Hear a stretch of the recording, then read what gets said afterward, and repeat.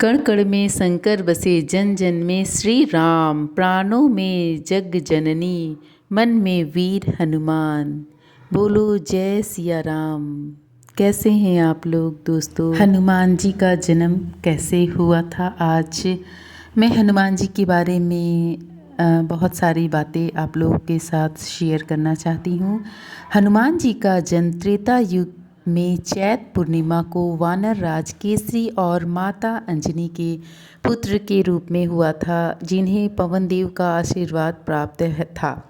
भगवान शिव के अंश अवतार हनुमान जी का उद्देश्य भगवान राम की सहायता करना और दुष्टों का विनाश करना था। वे मुख्य रूप से माता अंजनी के पुत्र होने के कारण आंजनेय कहलाए।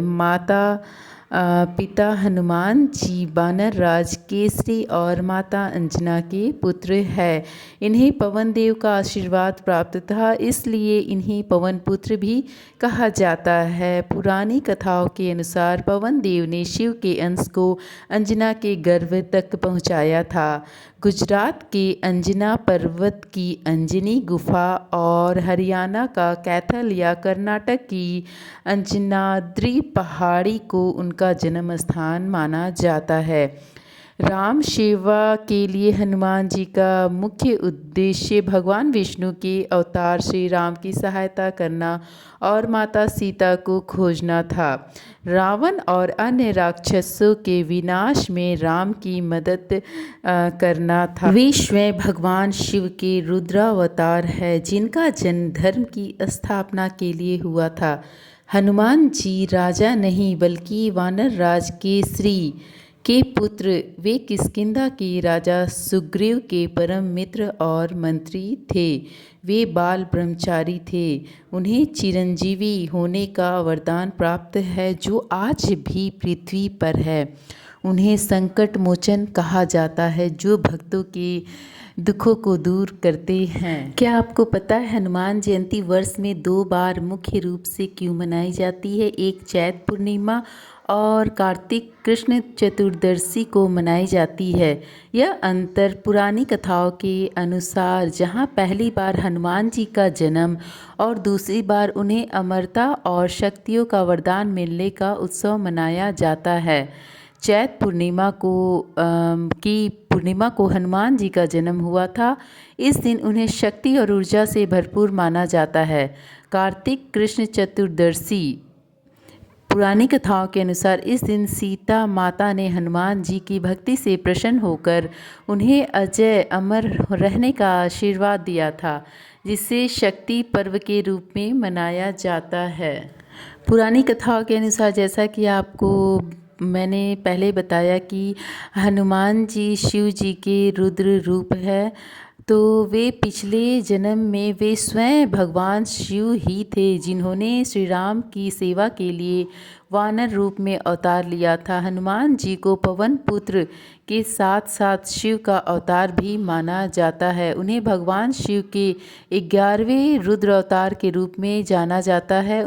माता अंजना एक अप्सरा थी, जो श्राप के कारण वानर रूप में थी और पिता के श्री बृहस्पति के पुत्र थे। माता अंजना की तपस्या से प्रसन्न होकर भगवान शिव ने उन्हें पुत्र के रूप में जन्म लेने का वरदान दिया था।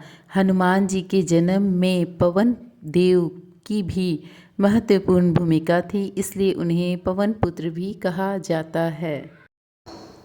पुरानी कथाओं के अनुसार चिरंजीवी हनुमान जी कलयुग में भी शरीर धरती पर निवास करते हैं और उनका मुख्य निवास स्थान गंधमादक पर्वत माना जाता है। यह पर्वत कैलाश के उत्तर में स्थित है। मान्यता है कि वे वहां रहते हुए आज भी प्रभु श्री राम की भक्ति में लीन है और सच्चे भक्तों की रक्षा करते हैं। महाभारत और पुराणों के अनुसार कलयुग में हनुमान जी गंधमादक पर्वत पर निवास करते हैं, जो आज के तिब्बत क्षेत्र में स्थित है। माना जाता है जहाँ कहीं भी राम नाम की कीर्तन होता है, हनुमान जी वहाँ सूक्ष्म रूप में उपस्थित रहते हैं।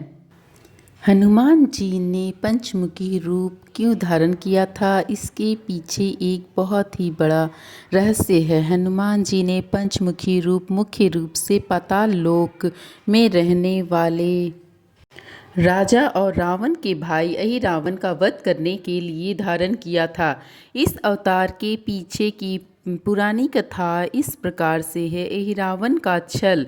रामायण युद्ध के दौरान जब रावण हारने लगा तो उसने अपने मायावी भाई अहिरावण की सहायता ली।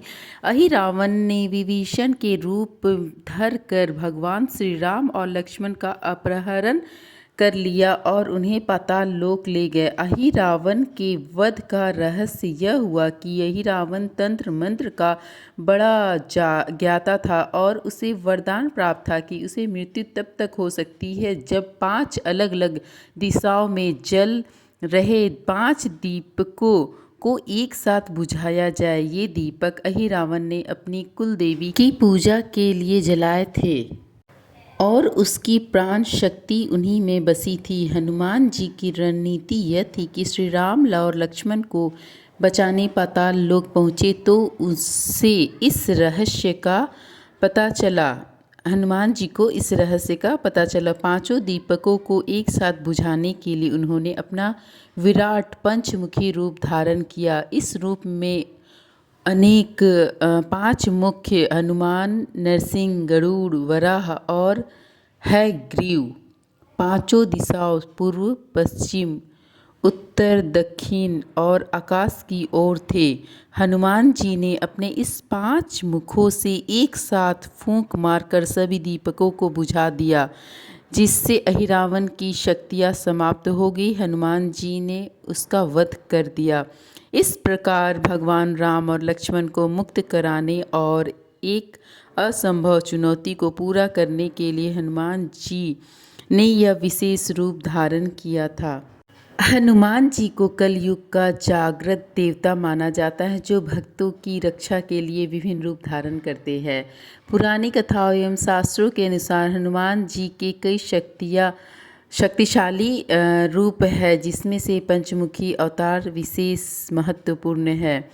बाल हनुमान जी, जो कि बचपन का रूप है, जो निश्चलता और शक्ति का प्रतीक है। श्री राम के चरणों में समर्पित हाथ जोड़े हुए स्वरूप भक्त हनुमान, वीर हनुमान दुष्टों का नाश करने वाले होते हैं। 5 मुखों वाला स्वरूप जिससे अहिरावण का वध करने के लिए उन्होंने धारण किया था। सप्तमुखी हनुमान 7 मुखों वाला रूप उन्होंने धारण किया था। हनुमान जी के 11वें रुद्र अवतारों को दर्शाने वाला रूप 11 मुखी हनुमान। संजीवनी बूटी लाते हुए हनुमान, हिमालय से पर्वत उठाकर लाते हुए जो संकट मोचन स्वरूप है।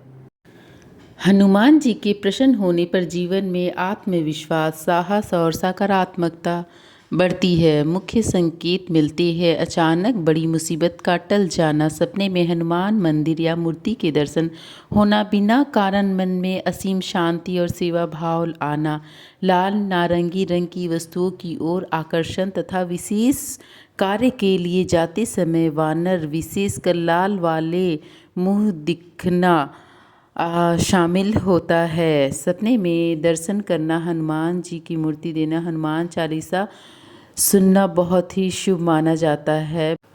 जानकारी और ड्राइंग आप लोगों को कैसी लगी कमेंट में ज़रूर बताइए। जय श्री राम।